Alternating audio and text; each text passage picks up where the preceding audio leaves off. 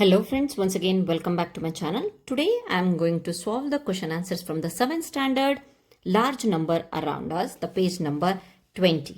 ಇವತ್ತು ನಾವು 7ನೇ ತರಗತಿಯ ಗಣಿತ ಪ್ರಕಾಶದಿಂದ ಪೇಜ್ ನಂಬರ್ 20ನೇ ಒಂದು ಪೇಜ್ ನಂಬರಲ್ಲಿರುವಂತಹ ಕ್ವಶನ್ ಆನ್ಸರ್ಸ್ಗಳನ್ನು ನೋಡೋಣ. ಹಿಂದಿನ ಒಂದು ವಿಡಿಯೋಸಲ್ಲಿ 6ನೇ ಕ್ವಶನ್ಸ್ವರೆಗೆ ಸಾಲ್ವ್ ಮಾಡಿದ್ದೆ. ಫ್ರೆಂಡ್ಸ್, ನಿಮಗೆ ನನ್ನ ಈ ಒಂದು ಹಿಂದಿನ ವಿಡಿಯೋಸ್ಗಳು ಬೇಕು ಅಂತ ಅಂದರೆ ಡಿಸ್ಕ್ರಿಪ್ಷನ್ ಬಾಕ್ಸಲ್ಲಿ ಪ್ಲೇ ಲಿಸ್ಟ್ ಇರುತ್ತೆ, ಅದನ್ನು ನೀವು ಓಪನ್ ಮಾಡಿ ನೋಡಬಹುದು. ನೆಕ್ಸ್ಟ್ ನೋಡೋಣ question number 7. A calculator has only 10,100 buttons. Write an expression describing the number of the button clicks to be made for the following numbers. ಏನು ಹೇಳ್ತಾ ಇದ್ದಾನೆ, ಕ್ಯಾಲ್ಕುಲೇಟ್ರಲ್ಲಿ ಬರೀ ಎಷ್ಟಿದೆಯಂತೆ, 10,000 ಬಟನ್ನು ಮತ್ತು 100 ಬಟನ್ ಅಷ್ಟೇ ಇದೆಯಂತೆ.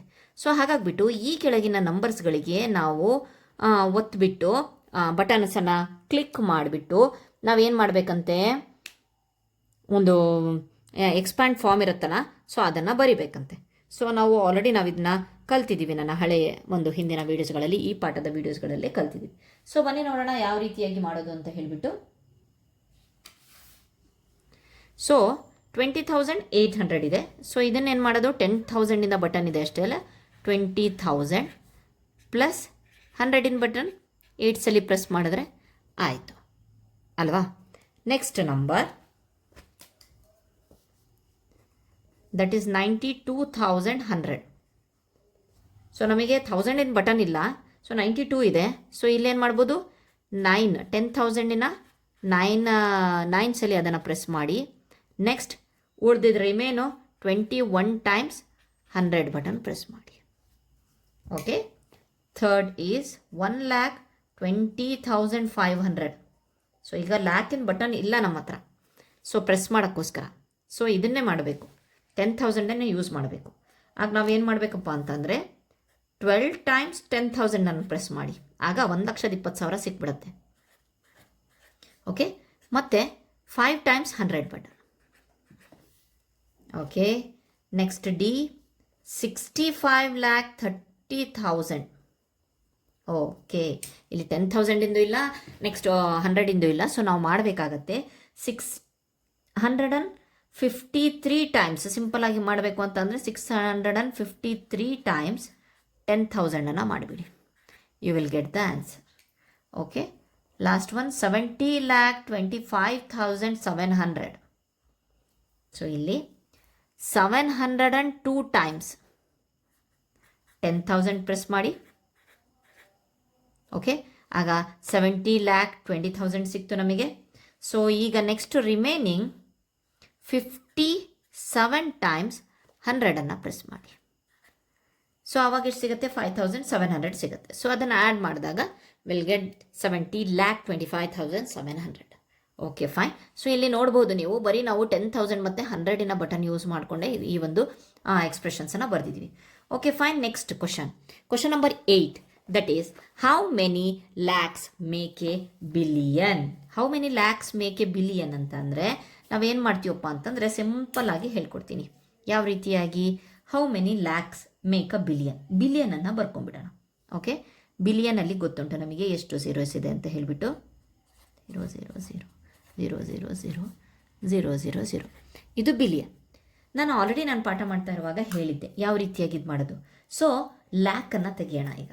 ಸೊ ಈ ಲ್ಯಾಕಿಗೆ ಎಷ್ಟು ಝೀರೋ ಇರುತ್ತೆ ಅಂತಂದಿದ್ದೆ ನಾನು, 5 zeros ಅಲ್ವಾ, 1 2 3 4 5. ಓಕೆ, ಸೊ ರಿಮೈನಿಂಗ್ ಎಷ್ಟು ಉಳಿತು, 1 2 3 4 5 ಅಂತಂದರೆ 10,000 ಲ್ಯಾಕ್ ಆನ್ಸರನ್ನು ಬರಿಬೋದು. 10,000 ಉಳಿತಲ್ವಾ, ಸೊ ಅದನ್ನೇ ಬರೆದಿರೋದು ನಾನು. 10,000 lakhs make a billion. Fine. Next question. You are given 2 sets of number cards here. Numbered from 1 to 9. Place a number card in each box to get the largest possible sum, largest possible difference of the 2 resulting numbers. ಯಾವ ರೀತಿಯಾಗಿ ಅಂತ ಅಂದರೆ, for example ನಾನಿಲ್ಲಿ ಬರೆದು ಬಿಡ್ತೀನಿ. So 9th ಕ್ವಶನಿಗೆ set 2 sets card ಇದೆ. 1 to 9 2 sets card ಇದೆ. ಸೊ ಫೈನ್ 1 2 3 4 5 6 7 8 9 ಮತ್ತು ಅಗೇನು 1 2 3 4 5 6 7 8 9. ಫೈನ್. ಏನು ಹೇಳ್ತಾ ಇದ್ದಾರೆ, ಫಸ್ಟ್ ಒನ್ನು ಲಾರ್ಜೆಸ್ಟ್ ಪಾಸಿಬಲ್ ಸಮ್ಮನ್ನು ಮಾಡಬೇಕಂತೆ. ಸೊ ಸಮ್ ಮಾಡಬೇಕು ಅಂತ ಅಂದರೆ ನಾನು ಏನು ಮಾಡಬೇಕಪ್ಪ ಅಂತಂದರೆ, ಸೊ ಇಲ್ಲಿ ನೋಡಿ ಈ ಬಾಕ್ಸನ್ನು ಇಲ್ಲಿ ಹಾಕ್ಕೊಳ್ತೀನಿ. 1 2 3 4 5 6 7 ಬಾಕ್ಸ್ ಇದೆ. ಸೊ ಪ್ರಿಪೇರ್ ಮಾಡ್ಕೊಳ್ತೀನಿ. ಓಕೆ, ಏನು ಹೇಳ್ತಾ ಇದ್ದಾರಂತೆ, ಲಾರ್ಜೆಸ್ಟ್ ಪಾಸಿಬಲ್ ಸಮ್ಮನ್ನು ಮಾಡಬೇಕು. Okay fine. ಸೊ ಇಲ್ಲಿ ನಾನು ಲಾರ್ಜೆಸ್ಟ್ ಅಂತ ಅಂದರೆ ನಮಗೆ ಗೊತ್ತುಂಟು 9 9 ಫಸ್ಟ್ ಹಾಕ್ಬಿಡ್ತೀನಿ. Okay fine, 9 9 ಹಾಕಿಬಿಟ್ಟೆ.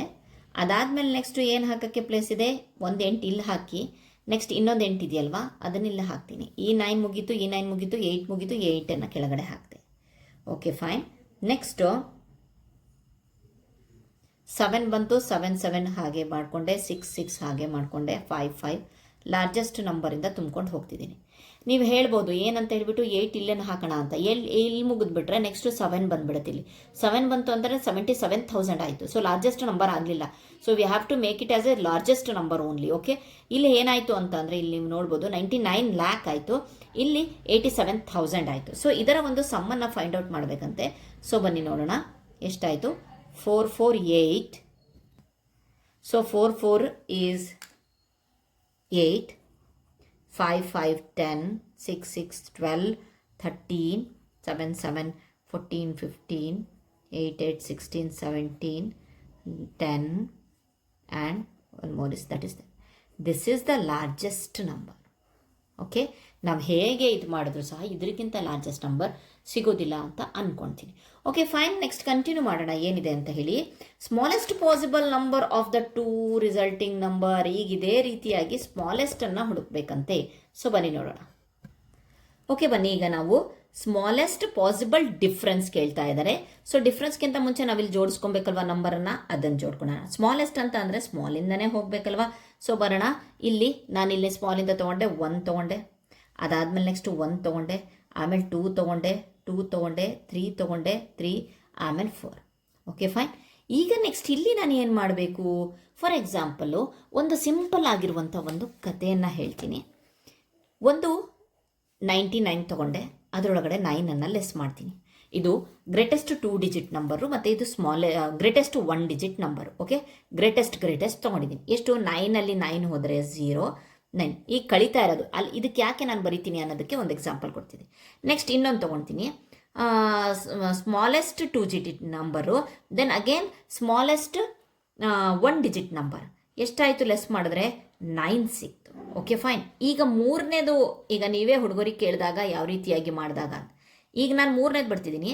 Smallest 2 digit number ಜೊತೆಗೆ ಬಿಗ್ಗೆಸ್ಟ್ 1 ಡಿಜಿಟ್ ನಂಬರ್ ಯಾವುದು, 9 ಅಲ್ವಾ. ಸೊ 10ಅಲ್ಲಿ 9 ಹೋದರೆ 1. ಸೊ ನಮಗೆ ಯಾವಾಗ ಸ್ಮಾಲೆಸ್ಟ್ ಆನ್ಸರ್ ಬಂತು, ಇದನ್ನು ಮಾಡಿದಾಗ ಆನ್ಸರ್ ಬಂತು. ಗ್ರೇಟೆಸ್ಟ್ ತೊಗೊಂಡಾಗ ಜಾಸ್ತಿ ಬಂತು, ಸ್ಮಾಲೆಸ್ಟ್ ತೊಗೊಂಡಾಗಲೂ ಸಹ ಇದಕ್ಕಿಂತ ಕಡಿಮೆ ಬಂತು. ಬಟ್ ಇದಕ್ಕಿಂತನೂ ಕಡಿಮೆ ಬೇಕು ಅಂದಾಗ ನಮಗೆ ಸ್ಮಾಲೆಸ್ಟಿಂದ ಗ್ರೇಟೆಸ್ಟನ್ನು ತೊಗೊಳ್ಳೋಣ. ಈಗ ನಾವು ಗ್ರೇಟೆಸ್ಟನ್ನು ತುಂಬಿಕೊಳ್ಳೋಣ. ಅರ್ಥ ಆಯ್ತಲ್ವಾ. ಸೊ 1 1 ಆಯಿತು, ಸೊ 2 2 ಆಯಿತು, ದೆನ್ 3 3 ಆಯಿತು, ರಿಮೈನಿಂಗ್ ಒಂದು 4ಅನ್ನು ಕೊಟ್ಟಿದ್ದೀನಿ. ಸೊ ಅದಾದಮೇಲೆ ನೆಕ್ಸ್ಟು ನಾನು ಗ್ರೇಟೆಸ್ಟನ್ನು ತೊಗೊಳ್ತಾ ಇದ್ದೀನಿ ಈ ಕಡೆಯಿಂದ. ಸೊ 9 ಬಂತು, 9 ಬಂತು, 8 ಬಂತು, 8 ಬಂತು, 7 ಬಂತು. ಸೊ ಬನ್ನಿ ಇದನ್ನು ನಾವು ಡಿಫ್ರೆನ್ಸನ್ನು ಕಂಡುಹಿಡಿಯೋಣ, ಸಬ್ಸ್ಟ್ರಾಕ್ಟ್ ಮಾಡೋಣ. So will get here 4 4 2 2 1 1 0 and 1. This is the smallest possible difference of the two. Okay, this is the largest possible sum, this is the smallest possible difference. Okay, fine. Next question ನೋಡೋಣ ಏನಿದೆ ಅಂತ ಹೇಳಿಬಿಟ್ಟು. 10th, you are given some number cards, that is 4,000, 13,300, 70,000, 1,50,000, 25. Using the cards, get as close as you can to the numbers below using any operations you want. Each card can be used only once for making ಆ particular number. ಈ ನೆನ್ಪಿಟ್ಕೊಳ್ಳಿ, only ಒಂದ್ಸಲಿ ಅಷ್ಟೇ ಈ ಕಾರ್ಡ್ಸ್ಗಳನ್ನು use ಮಾಡಿಬಿಟ್ಟು ನಾವೇನು ಮಾಡಬೇಕಪ್ಪ ಅಂತಂದರೆ ಗಣಿತದ ಮೂಲ ಕ್ರಿಯೆಗಳನ್ನು, ಯಾವುದೇ ಗಣಿತದ ಮೂಲ ಕ್ರಿಯೆಗಳನ್ನು, ಕೂಡಿಸೋದು, ಕಳೆಯೋದು, ಗುಣಿಸೋದು, ಭಾಗಿಸೋದು, ಯಾವುದೇ ಮೂಲ ಕ್ರಿಯೆಗಳನ್ನು ಬಳಸಿಬಿಟ್ಟು ನಾವು ಸಾಧ್ಯವಾದಷ್ಟು ಸಮೀಪದ ಒಂದು ಸಂಖ್ಯೆಗಳನ್ನು ನಾವು ಪಡೆಯೋಣ. ಯಾವುದಾದ್ರೂ ಮೂಲ ಒಂದು, ಫಾರ್ ಎಕ್ಸಾಂಪಲ್ ಒಂದು ಕೊಟ್ಟಿದ್ದಾರೆ ಇಲ್ಲಿ 1,13,000 ಬಂದಿದೆ. 3,000 ಜಾಸ್ತಿ ಇದೆ, ಬಟ್ ಅವ್ರ ಪ್ರಕಾರ ಅದು ಈಸಿ ಅಥವಾ ಹತ್ತಿರದ್ದು ಅಂತ ಹೇಳ್ತಾ ಇದ್ದಾರೆ. Okay fine. ನೆಕ್ಸ್ಟ್ ನೋಡೋಣ.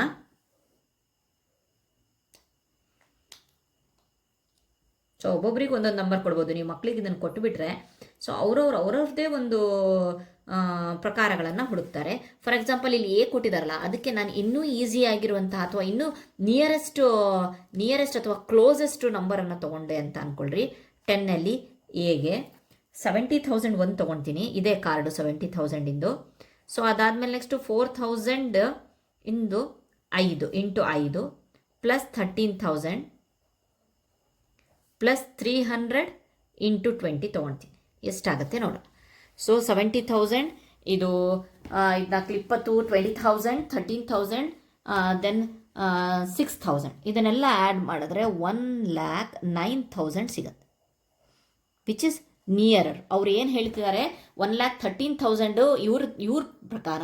ಸೊ ನಾವು ಇನ್ನೂ ಕಡಿಮೆ ಮಾಡಿದ್ವಿ, 1,09,000ವರೆಗೆ ಬಂದ್ವಿ, ನಿಯರ್ ಕ್ಲೋಸಿಗೆ ಬಂದ್ವಿ. ಓಕೆ, ಇನ್ನು ಮತ್ತೆ ಬೇರೆದು ಮಾಡಬೇಕು ಅಂತಂದರೆ ಇನ್ನೂ ಕ್ಲೋಸಿಂದ ಹುಡುಕ್ಬೋದು. ನೆಕ್ಸ್ಟ್ ನಂಬರ್ ನೋಡೋಣ. 2 ಲ್ಯಾಕಿಗೆ ನಿಯರ್ ಬರಬೇಕು ಅಂದರೆ ಈಸಿಯಾಗಿ 1,50,000 ತೊಗೊಂಡ್ಬಿಟ್ವಿ. Okay, big number. ಅದ್ರ ಜೊತೆಗೆ 70,000 ತೊಗೊಂಡ್ವಿ. ಇಲ್ಲೆಷ್ಟಾಯಿತು? 70,000 ತೊಗೊಂಡ ತಕ್ಷಣ ಇಲ್ಲೆಷ್ಟಾಯಿತು? 1,50,000 70 2,20,000 ಆಯಿತು. ಸೊ 20,000 ಜಾಸ್ತಿ ಆಯಿತು, ಇನ್ನೂ 20,000 ಜಾಸ್ತಿ ಆಯ್ತಲ್ವಾ. ಈಗ ಮೈನಸ್ ಮಾಡಿಬಿಡ್ತೀನಿ. ಯಾವುದು 20,000 ಬರಬೇಕು ಅಂತಂದರೆ 4,000 ಇಂಟು 5 ಮಾಡಿದ್ವಿ. 20,000 1,70,000 is 2,20,000 minus 20,000 it means 2 lakh. ಅರ್ಥ ಆಯಿತು ಅಂದ್ಕೊಂಡಿದ್ದೀನಿ. ನೆಕ್ಸ್ಟ್ ನಂಬರ್ ಈಸ್ 5,80,000 ಬರಬೇಕು. ಓಕೆ, ನೋಡೋಣ. 70,000 5 ತಗೊಳ್ಳೋಣ. ಸೊ ಎಷ್ಟು ಬರುತ್ತೆ? 7 5 35. ಓಕೆ, 3,50,000 ಬಂದ್ಬಿಡ್ತು. ಓಕೆ, ನೆಕ್ಸ್ಟು 1,50,000 ಹಾಕೋಣ. ಓಕೆ, 5 lakh ಬಂತು. ಇನ್ನು 80,000 ಬರಬೇಕು ಅಂತಂದರೆ 4,000 ಇಂಟು 20 ಮಾಡಿದ್ರೆ 80,000 ಬಂತು. ಸೊ ವಿಲ್ ಗೆಟ್ ಇದು ಅಪ್ರಾಕ್ಸಿಮೇಟ್ ಅಲ್ಲ, ಎಕ್ಸಾಕ್ಟೇ ಬಂದುಬಿಡ್ತು. ಇಲ್ಲೂ ನೋಡಿ 2 lakh ಎಕ್ಸಾಕ್ಟ್ ಬಂತು, 5,80,000 ಬಂತು. ಸೊ ಅದೇ ಕಾರ್ಡ್ಸ್ಗಳನ್ನು ಯೂಸ್ ಮಾಡಬೇಕು, ಬೇರೆದು ಯೂಸ್ ಮಾಡೋಂಗಿಲ್ಲ. Okay fine. ನೆಕ್ಸ್ಟ್ ನೋಡೋಣ.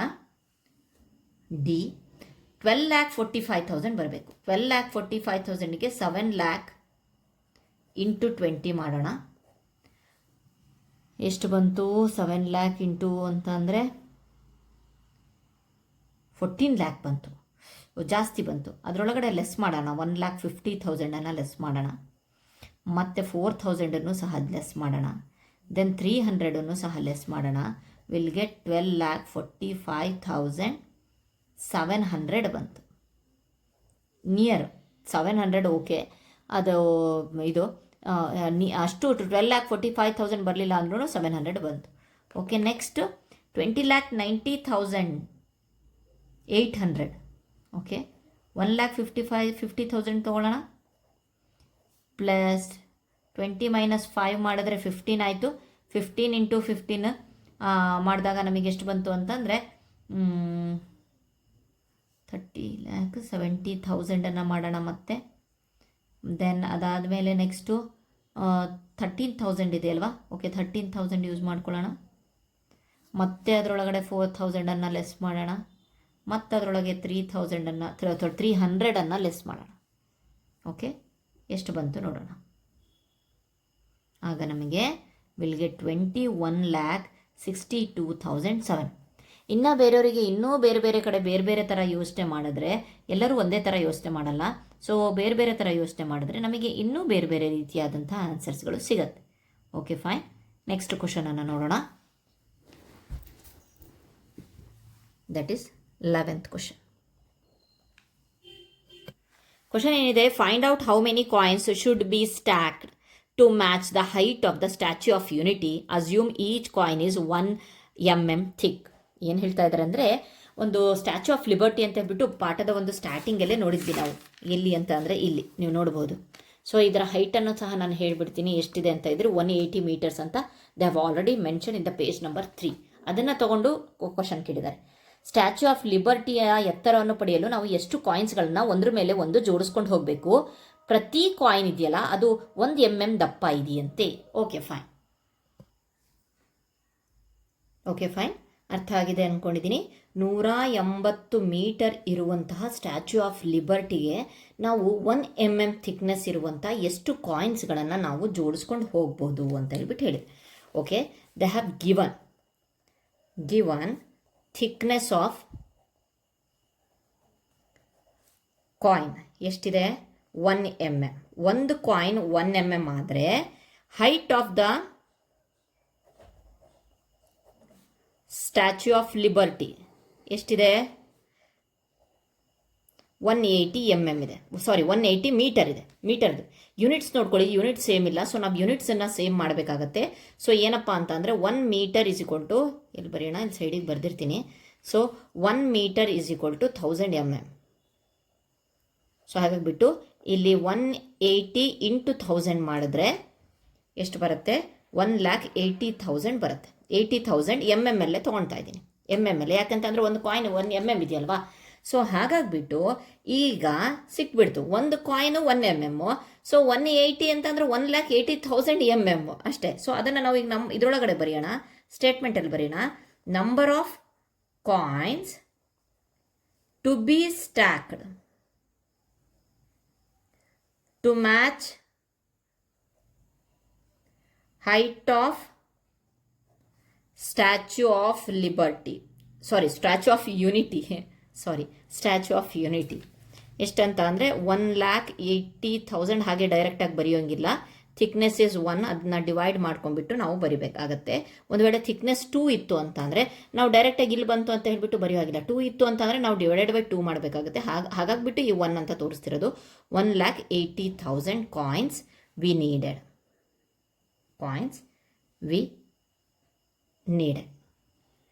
Okay, fine. Next question, that is 12th one.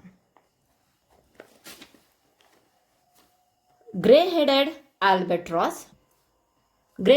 albatrosses have a roughly 7 feet wide wingspan. They are known to migrate across several oceans ante. ಅವಕ್ಕೆ ಏನಿದೆಯಪ್ಪ ಅಂತಂದರೆ 7 ಅಡಿ ಅಗಲದ ರೆಕ್ಕೆಗಳು ಹೊಂದಿದವಂತೆ. ಆಲ್ಬಟ್ರಾಸಸ್ ಅನ್ನೋ ಒಂದು ಪಕ್ಷಿ. ಓಕೆ, ನೆಕ್ಸ್ಟು ಏನು ಹೇಳ್ತಾ ಇದ್ದಾನೆ? ಅವು ಹಲವಾರು ಸಮುದ್ರಗಳಿಗೆ ವಲಸೆ ಹೋಗ್ತಾವಂತೆ. Albatrosses can cover about 900 to 1000 kilometre in a day. ಒಂದು ದಿನದಲ್ಲಿ ಅವರು ಇಷ್ಟು ಕಿಲೋಮೀಟರ್ ಚಲಿಸಬಲ್ಲವಂತೆ. One of the longest single trip recorded is about 12,000 kilometre ಅಂತ. ಇಲ್ಲಿವರೆಗೆ ಅವರು ಒಂದು ಲಾಂಗೆಸ್ಟ್, ಅತಿ ಹೆಚ್ಚು ದೂರ ದಾಖಲಾಗಿರುವಂಥ ಒಂದು ಚಲಿಸಿದ ದೂರ ಎಷ್ಟಪ್ಪ ಅಂತಂದರೆ 12,000 kilometre. How many days would such a trip take to cross the Pacific Ocean approximately? Pacific ಓಷಿಯನನ್ನು ಕ್ರಾಸ್ ಮಾಡೋಕ್ಕೆ ಅವರು ಎಷ್ಟು ದಿನಗಳನ್ನು ತಗೋತಾರೆ ಅಂತ ಹೇಳ್ಬಿಟ್ಟು ಕೇಳ್ತಿದ್ದಾರೆ. Okay, fine. ಸೊ ಇದಕ್ಕೆ ನಾವು ಯಾವ ರೀತಿಯಾಗಿ ಬರೀಬೇಕು ಅಂತಂದರೆ ಟೋಟಲ್ ಡಿಸ್ಟೆನ್ಸ್. ಸೊ ನಮಗಿಲ್ಲಿ ಎಕ್ಸಾಕ್ಟಾಗಿ ಪೆಸಿಫಿಕ್ ಓಷಿಯನ್ನಿನ ಒಂದು ಎಷ್ಟಿದೆ ಅಂತಂದರೆ ಯಾವ ರೀತಿಯಾಗಿ ಒಂದು ವೇಳೆ ಇದು ಪೆಸಿಫಿಕ್ ಓಷಿಯನ್ ಅಂತಂದರೆ ಈ ರೀತಿ ಕ್ರಾಸ್ ಮಾಡೋಕ್ಕೆ ಹೇಳಿದಾರೋ ಅಥವಾ ಇದೇ ರೀತಿ ಮಾಡಿದಾರೋ ಒಂದೊಂದು ಡಿಸ್ಟೆನ್ಸ್ ಆಗುತ್ತಲ್ವಾ. ಸೊ ಹಾಗಾಗಿಬಿಟ್ಟು ನಮಗೆ ಪರ್ಫೆಕ್ಟಾಗಿ ಎಕ್ಸಾಕ್ಟಾಗಿ ಗೊತ್ತಿಲ್ಲ. ಹಾಗಾಗಿಬಿಟ್ಟು ಸದ್ಯಕ್ಕೆ ಅವರು ಒಂದು ನಂಬರನ್ನು ಕೊಟ್ಟಿದ್ದಾರೆ ಇಲ್ಲಿ, ಡಿಜಿಟ್ 12,000 ಕಿಲೋಮೀಟರ್ ಅಂತ ಹೇಳ್ಬಿಟ್ಟು. ಏನೋ ಇಲ್ಲಿವರೆಗಿನ ಲಾಂಗೆಸ್ಟ್ ಸಿಂಗಲ್. ಅದನ್ನೇ ನಾನು ಒಂದು ಡಾಟಾ ಆಗಿ ತೊಗೊಂಡು 12,000 ಕಿಲೋಮೀಟರನ್ನೇ ತೊಗೊಳ್ತೀನಿ. ಸೊ ಓಕೆ, ಡಿಸ್ಟೆನ್ಸ್ ಕವರ್ಡ್ ಇನ್ 1 ಡೇ ಅವರೇ ಹೇಳಿದ್ದಾರೆ. ಇಲ್ಲ 900 ಇರ್ಬೋದು ಅಥವಾ 1000 ಇರ್ಬೋದು. ಓಕೆ, ನೆಕ್ಸ್ಟ್ ಈಗ ನಾವು 900ಗೂ ನೋಡಬೇಕು, 1000ಗೂ ನೋಡಬೇಕು. So okay, fine. Estimated number of days if it covers 900 kilometre per day. ಒಂದು ವೇಳೆ 900 ಕಿಲೋಮೀಟರ್ ಅಂತ ತಗೊಂಡೆ ಅಂತ ಅಂದರೆ ಎಷ್ಟಾಯಿತು? 12,000 ಡಿವೈಡೆಡ್ ಬೈ 900. ಓಕೆ, 20 ಕ್ಯಾನ್ಸಲ್ ಆಯಿತು. ಸೊ ಇದನ್ನು ನಾನು 40 ಆಯಿತು, ಇದು 3 ಆಯಿತು. That is something nearly 13.3 days. Okay, so estimated, we have to write this estimated number of days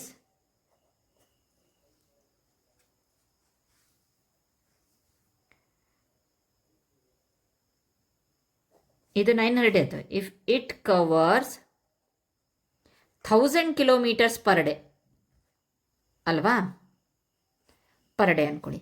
so ಇದೇ ರೀತಿಯಾಗಿ ನಾವು ಬರ್ಕೊಂಡು ಹೋಗ್ತೀವಿ. 12,000 divided by 1000, that is 12 days. So ಅವ್ರು ಕೊಟ್ಟಿರೋ ಡಾಟಾದಲ್ಲಿ 900 or 1000 ಅಂತ ಕೊಟ್ಟಿದ್ದಾರೆ. 900 to 1000 ಅಂತ ಕೊಟ್ಟಾಗ 2000 ಅಲ್ಲ, 900 to 1000 ಕಿಲೋಮೀಟರ್. ಓಕೆ, 1000 ಕಿಲೋಮೀಟರ್ ಆದಾಗ ನಾವು 900ಗೂ ನೋಡಿದ್ದೀವಿ, ದಟ್ ಈಸ್ 13.3 days. ಆಮೇಲೆ 1000ಗೂ ನೋಡಿದ್ದೀವಿ, ದಟ್ ಈಸ್ 12 days.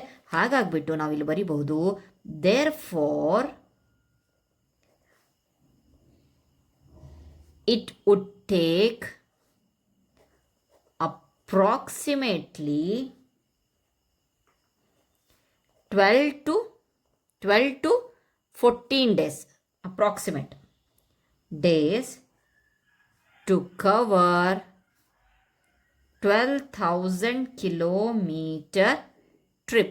ನಾವು ಈಗಲೂ ಸಹ ಪೆಸಿಫಿಕ್ ಓಷಿಯನಿಂದ ಹೇಳೋಕ್ಕಾಗ್ತಿಲ್ಲ, ನಮಗೆ ಗೊತ್ತಿಲ್ಲ ಪೆಸಿಫಿಕ್ ಓಷಿಯನಿನ ಒಂದು ಇದು ಎಷ್ಟಿದೆ ಅಂತ ಹೇಳಿಬಿಟ್ಟು, ಡಿಸ್ಟೆನ್ಸ್ ಎಷ್ಟಿದೆ ಅಂತ ಹೇಳಿಬಿಟ್ಟು ಗೊತ್ತಿಲ್ಲ.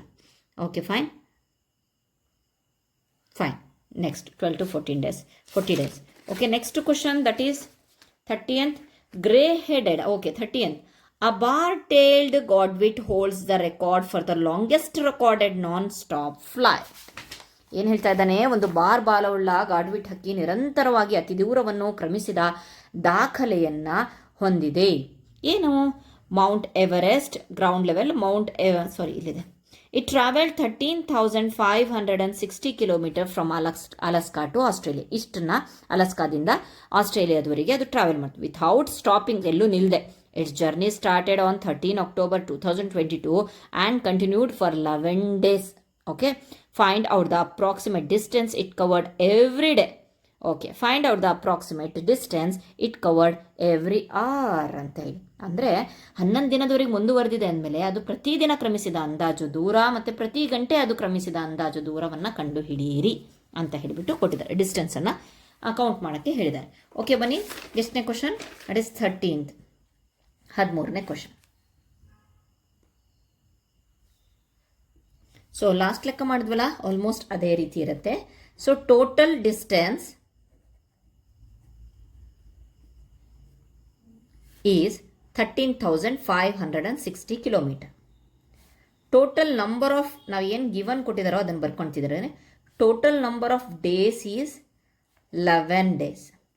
ಸೊ ಈಗ ನಾವು ಡಿಸ್ಟೆನ್ಸ್ ಕವರ್ಡ್ ಇನ್ 1 day ತಗೊಳ್ಳೋಣ. ಇದನ್ನು ನಾವು ಡಿವೈಡೆಡ್ ಮಾಡಿದ್ರೆ ಆಯ್ತಲ್ವಾ. ಇದು 11 days ಆದಮೇಲೆ 1 day ಅಂತ ಅಂದರೆ ಎಷ್ಟು ಬಂತು, ದಟ್ ಈಸ್ ಇದನ್ನು ಡಿವೈಡ್ ಮಾಡಿದ್ರೆ 1232.72, ದಟ್ ಈಸ್ ಅಪ್ರಾಕ್ಸಿಮೇಟ್ಲಿ ಬರಿಬೇಕು ನಾವು, approximately kilometre. Fine. Okay, next ನೋಡೋಣ ಏನಂತ ಹೇಳಿ.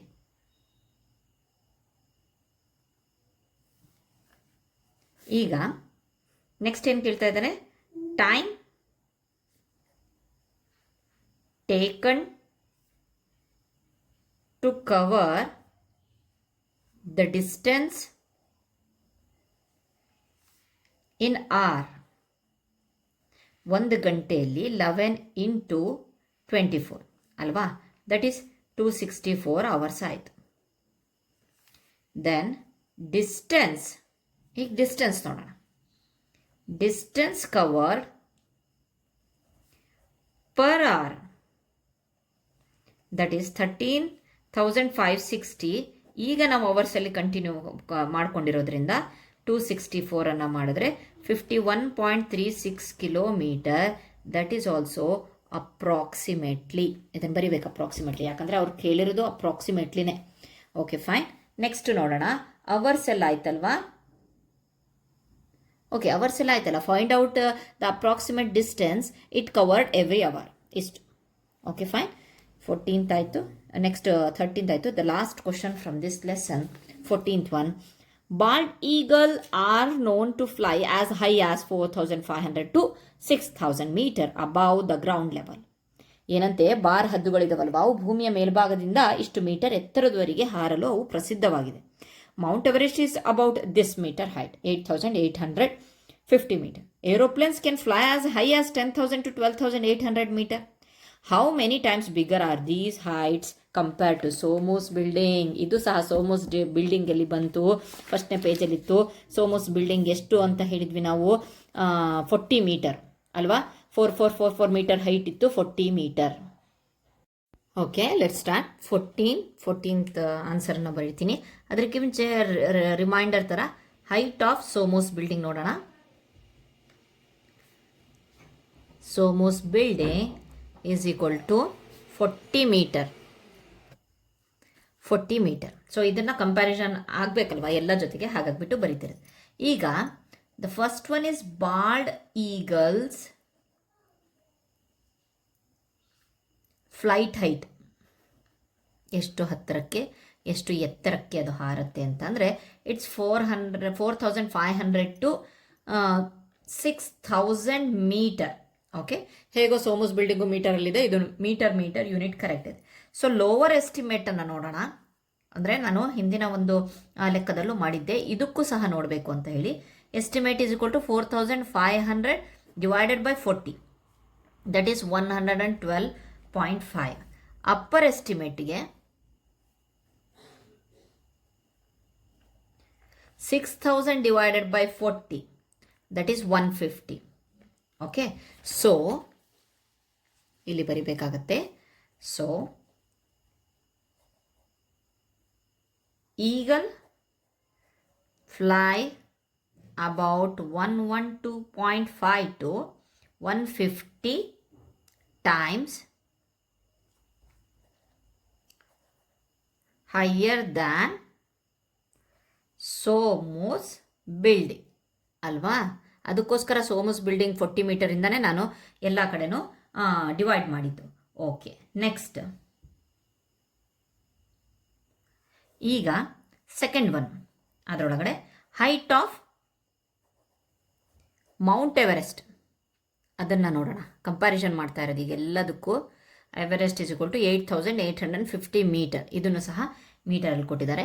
ಸೊ ಇದೇ ರೀತಿ ಮಾಡ್ಕೊಂಡು ಹೋದರೆ 8,850 ಡಿವೈಡೆಡ್ ಬೈ 40 ಸೋಮೋಸ್ ಬಿಲ್ಡಿಂಗ್ ಜೊತೆಗೆ. So that is 221.25. That is again. So Mount Everest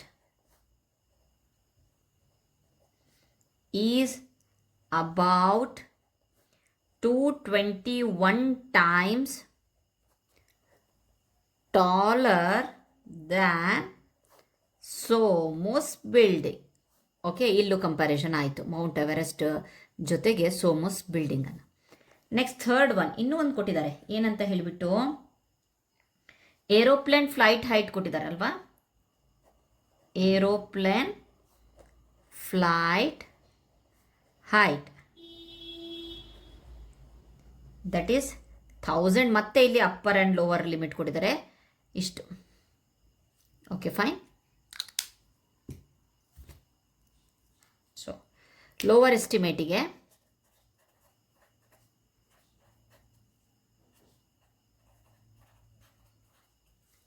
ಸಾರಿ 10,000 ಇದು. 10,000 divided by 40, that is 250. Again upper ಎಸ್ಟಿಮೇಟಿಗೆ 12,800 ಡಿವೈಡೆಡ್ ಬೈ 40, ದಟ್ ಈಸ್ 00 ಹೋಯಿತು, 326 ಬರುತ್ತೆ. ಸೊ ಇಲ್ಲಿ ಲಾಸ್ಟಿಗೆ ವಿ ಹ್ಯಾವ್ ಟು ರೈಟ್ 26 ಅಲ್ಲ 20. ಓಕೆ, ಲಾಸ್ಟಿಗೆ ಬರಿಬೇಕಾಗತ್ತೆ ಏನಂತ ಹೇಳಿಬಿಟ್ಟು. ಸೊ